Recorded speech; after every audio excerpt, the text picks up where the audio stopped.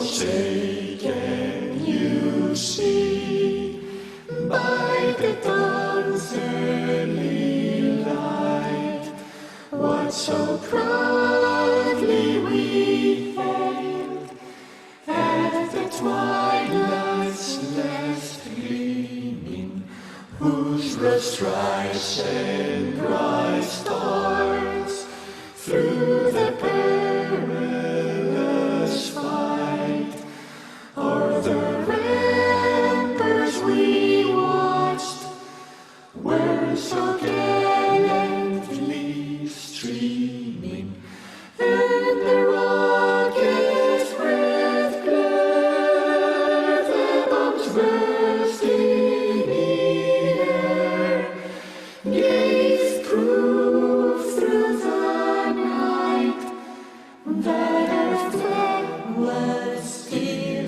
there. Oh, say does that star-spangled banner yet wave o'er the land of the free and the home of the victory and peace? May the heaven-rescued land praise the power that hath made and preserved us a nation. Then conquer we must when our cause it is just, and this be our motto: in God is our trust, and the star-spangled banner in triumph shall wave o'er the land of the free and the home of the brave.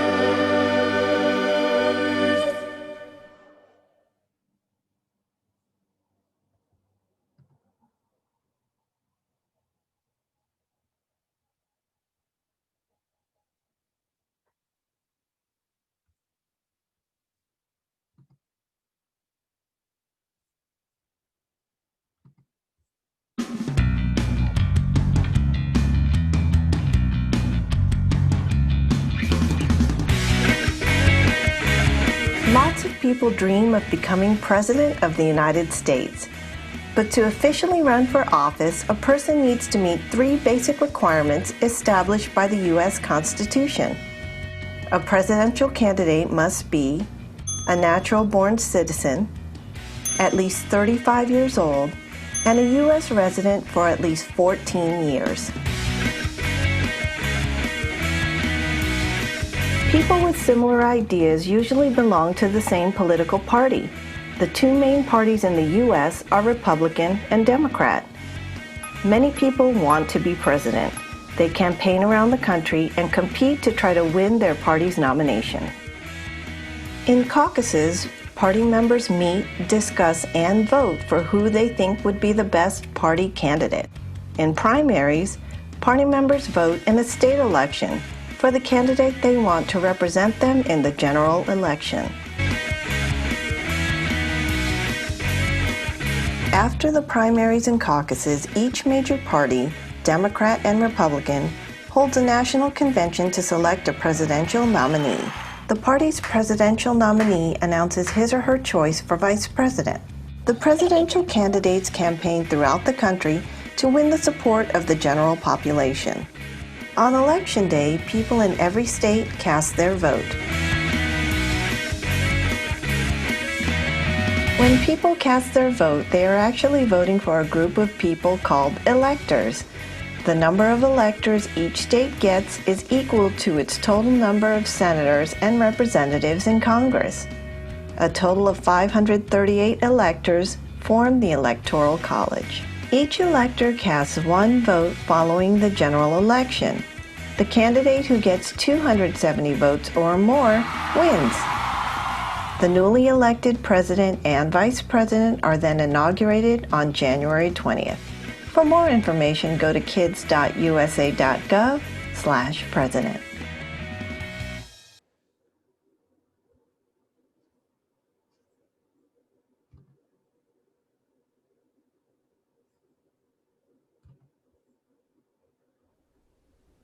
Is it possible to talk about politics without really talking politics?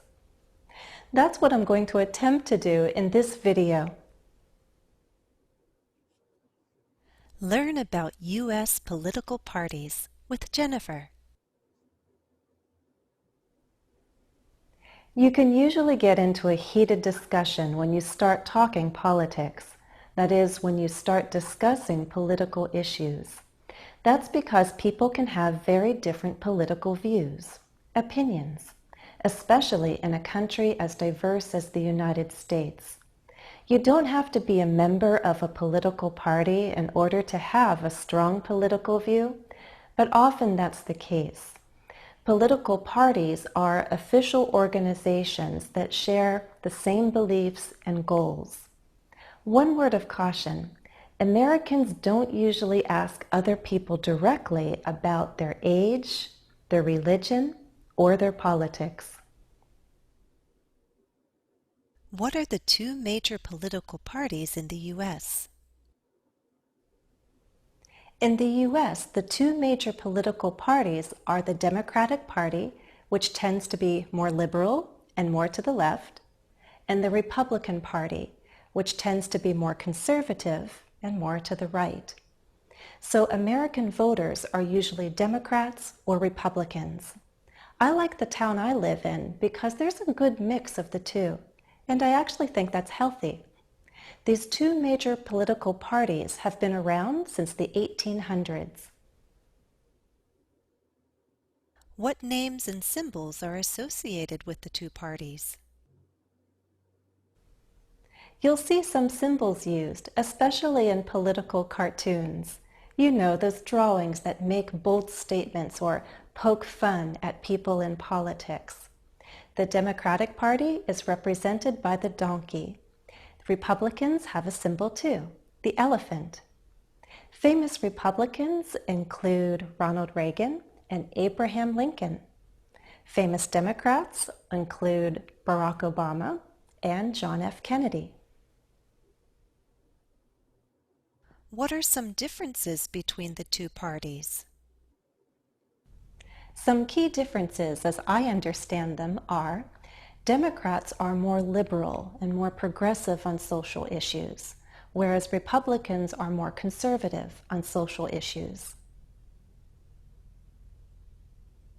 Democrats favor a bigger government, more government control.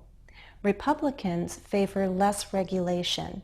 You'll see these differences on issues like gun control, business, education. Democrats push for tax cuts that benefit the middle and lower classes and think that wealthier citizens should pay higher taxes. Republicans believe that big businesses and the wealthy shouldn't pay more than they already do. I'm probably simplifying the differences, but I think for our purposes, that's okay. Do voters in the U.S. have to register as Republicans or Democrats? One thing I should note, if you're a registered voter in the United States, you don't have to join the Republican Party or the Democratic Party. Some voters choose to be independent. This means they're likely in the center on many issues. These people in particular wait to hear the debates and the interviews before an election. And by the way, do you know how old a U.S. citizen has to be in order to vote? The voting age is 18. And perhaps we'll talk more about the election process in another video. That's all for now. Thanks for watching and happy studies.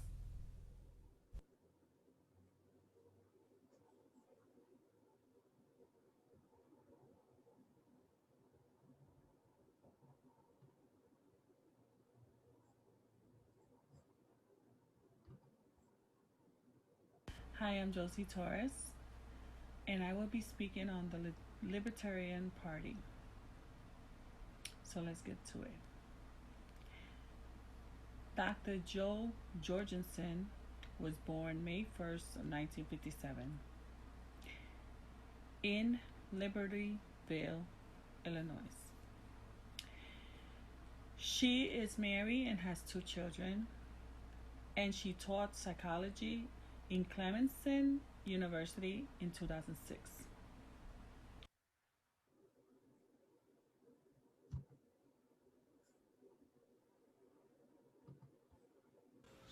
Howie Hawkins, he was born 1952 in San Francisco, California.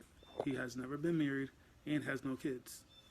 He joined the Marine Corps at 19 years old.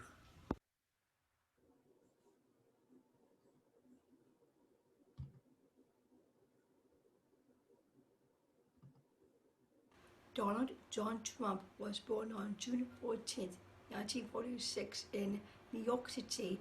He was married 3 times.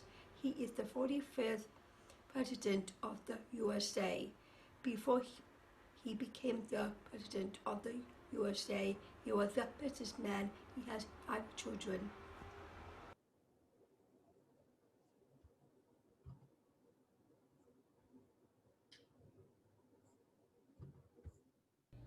Natasha Button, he was born November 20th, 1942 in Pennsylvania. He served as Vice President from 2009 until 2017. He served in the U.S. Senate from 1972 until 2009. He was married 2 times, has 4 children.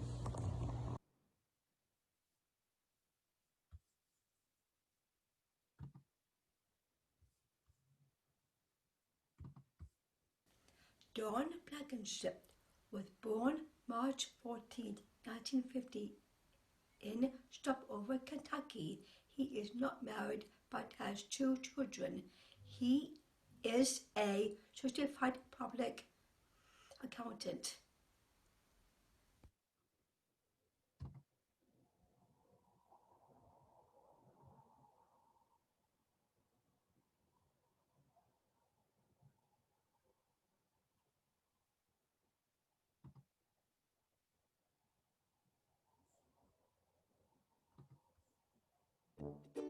Hi, it's voting time again.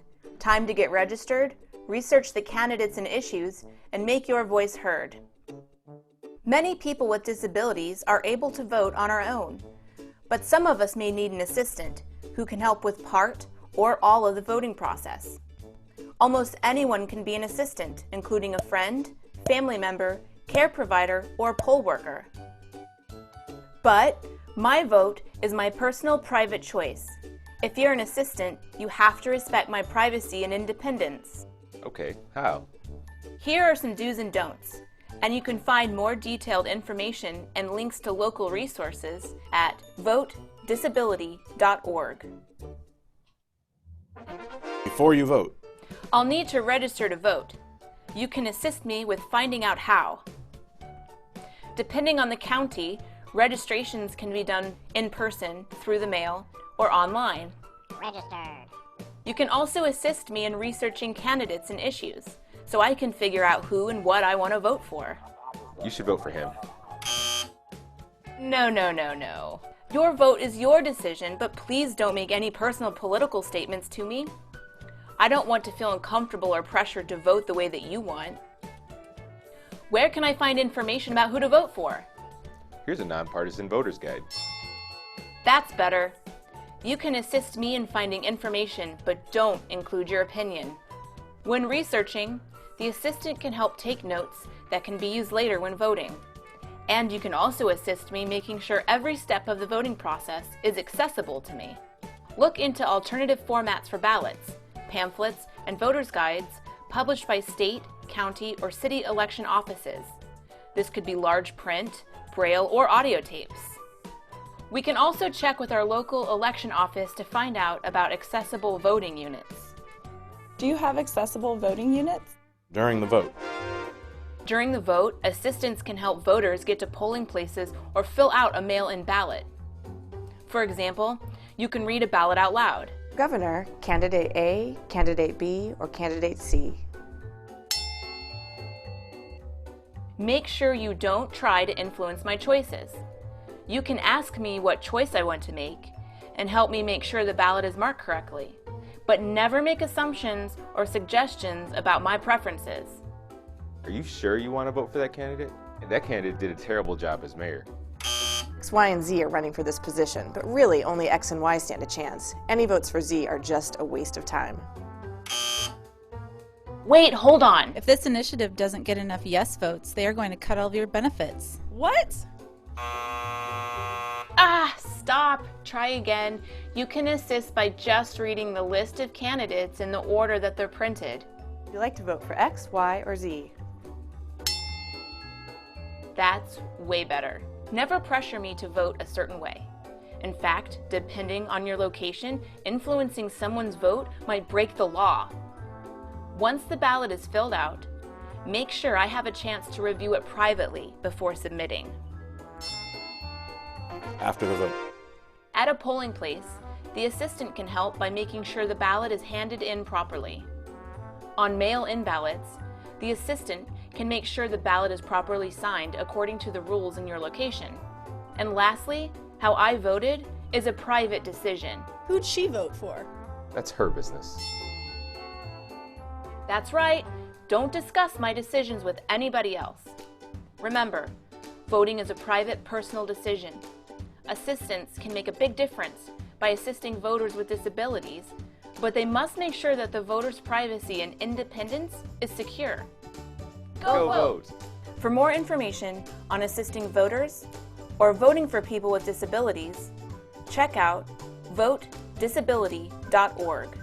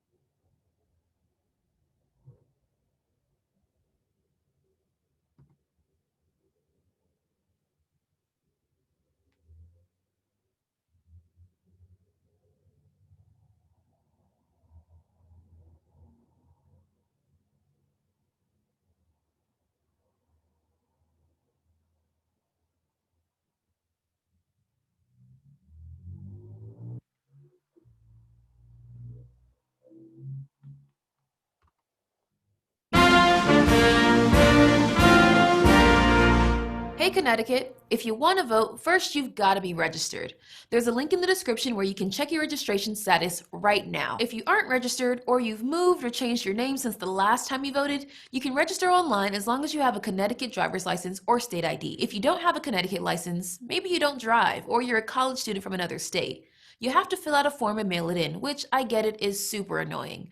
But it's important, so do it anyway. The links to both the online and mail-in forms will be in the description, and you need to submit your form by October 27th to vote in November. If you've missed the registration deadline, don't panic. You can still register on the day of the election at locations all throughout the state, starting at 6 a.m. The full list of Election Day registration locations is linked below, but plan to get there early because after you register, you'll still have to go to a different location to vote at your actual polling place. So you're registered. Great! Now you get to vote. In most cases, you're going to be voting at the polls on November 3rd in Connecticut, unless you'll be out of state on election day, or have an illness, disability, or religious belief that doesn't allow you to get to the polls. If any of those situations do apply to you, there's a link below where you can apply for an absentee ballot. As long as you get your application in by October 3rd, they'll mail you a ballot, and all you have to do is fill it out at your own pace and mail it back so that it arrives no later than November 3rd. And for the rest of you, you'll need to head to the polls between 6 a.m. and 8 p.m. on November 3rd. You can look up where to go vote using the link in the description. If this is your first time voting, you'll need to bring a photo ID with your name and current address, or a recent utility bill, bank statement, or paycheck with your name and current address printed on it. If you voted in Connecticut before, you can either bring one of those forms of ID or just sign a statement at the polls saying that you are who you say you are. If you have any questions about whether you have the right kind of ID, don't be afraid to ask. Remember, the poll workers are there to help you vote. If you want to see everything that's going to be on the ballot ahead of time, there's a link below where you can find your sample ballot. This gives you a chance to research the candidates for your local elections ahead of time. You don't have to vote for every item on the ballot for it to count, but those tiny local elections are actually pretty important. So it's worth doing a little research ahead of time. If you want, you can print one out or screenshot it and bring it to the polls with you so you can remember how you want to vote. One last thing. If you're gonna vote, take a second right now to open up your notes app or grab a piece of paper and make a plan. Write down when and how you're gonna register, what time you're gonna vote, how you're gonna get there, what ID you're going to use, even who you're going to bring to the polls with you. Having a plan is a great way to make sure that nothing unexpected stops you from voting on November 3rd. All the links you need to check your registration and polling location will be in the description. Thanks for voting. How to Vote in Every State is produced by Complexly in partnership with the MediaWise Voter Project, which is led by the Poynter Institute and supported by Facebook.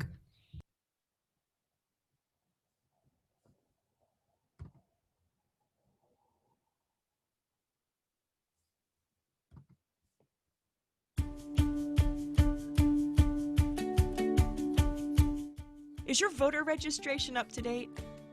Even if you voted before, from time to time, states and local election offices purge their voter registration lists. They delete people who have moved or who haven't voted in a long time, and sometimes there's just an error. That's why it's a good idea to check your registration now to make sure you can vote on Election Day. Start by finding your local election office at usa.gov/election-office. You may be able to check your registration online, by phone, by mail, or in person. When you're reviewing your voter registration, here's what to look for. Your name is correct and still on the voter list. Your address and party affiliation are up to date, and you're going to the correct polling place. If you can't find your name on the voter list or your information is wrong, contact your election office right away to correct the error. Did you recently move or change your name? Depending on where you live, you'll need to update your registration or re-register. Ask your election office. Sometimes just moving a few blocks away can actually change your polling place.